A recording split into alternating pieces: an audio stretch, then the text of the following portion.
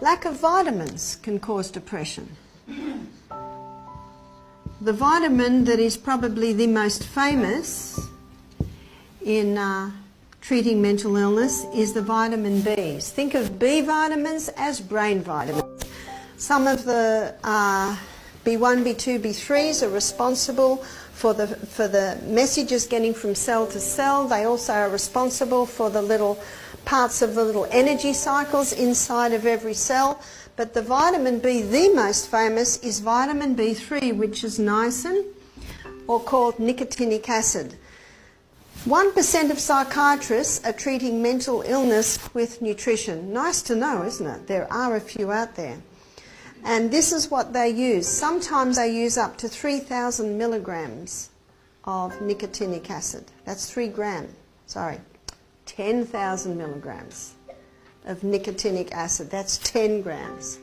That's a very high dose. It's not forever. It's just until the situation, the condition is brought under control. We have a DVD that our guests watch at night called Food Matters. I don't know if anyone's seen this DVD, Food Matters. Interesting DVD on the importance of food in health. And there's a story of a girl who was in a catatonic state, just sitting there looking at the wall. And her family heard about this nicotinic acid. And they put her on 11,000 milligrams. That's 11 grams. Do you know, she snapped out of it, came off her medication. It was incredible. They told the doctor, and the doctor said, this is very dangerous. So they took her off it, put her on a medication, and now she's just sitting at the wall. No one has ever died from a vitamin overdose. If they did, would we hear about it? I tell you what, it'd be headlines.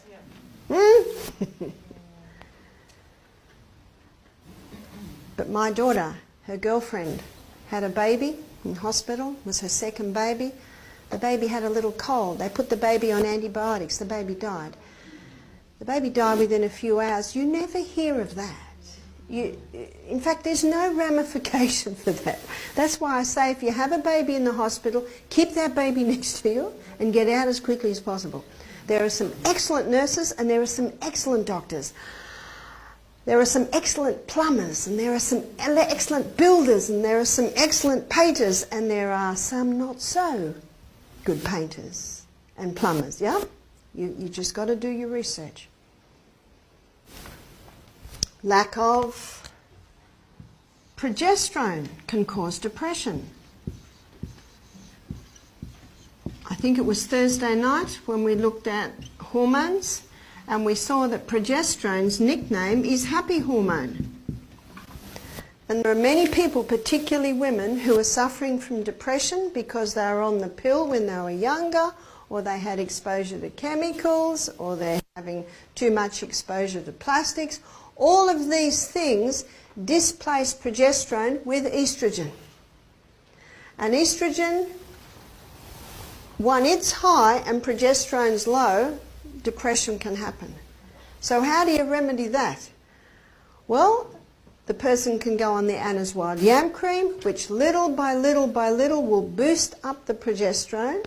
And then they implement these 8 laws of health, and then little by little they can ease off their antidepressants. I've seen it happen many times. That's good news, isn't it? In fact, sometimes this imbalance in hormones is the missing link in depression. Because remember, you can't just get depression. There is a reason for that. And I've met some people who've been through some shocking things in their life. I read a book called by Dave Pelzer. I don't know if you read that, The Lost Boy. It was the third worst case of child abuse in American history. And this child, well, I'm not even going to tell you what he went through, but it was just absolutely horrific. It's amazing that the child even survived.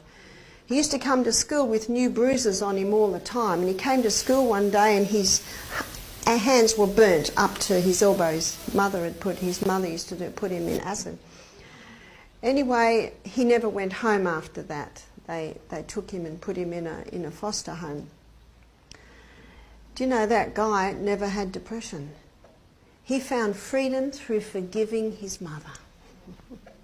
And when he found out that his mother his grandmother used to lock his mother in the cupboard whenever she's naughty, sometimes for days. He began to understand, you know. It didn't make what his mother did right, but he actually learnt to forgive. And he found freedom through forgiveness. And do you know that he got an award as Youth of the Year in America? This is, I think, back in about the 90s. Just incredible what this young man became, considering where he came from. And you read that book and you know what you think? I got no excuse. This is just incredible. And that's why I say it's not what's happened to you, it's what you do with it. And many people struggle with forgiveness because they think they've got to feel like it. That's why in my last lecture I showed you don't got to feel like it at all. How could you feel like it? Just do it. And remember, practice makes perfect, and practice makes permanent, and little by little it'll come in. So progesterone, that's an important link in conquering depression. And we're looking at what causes an imbalance. Excess.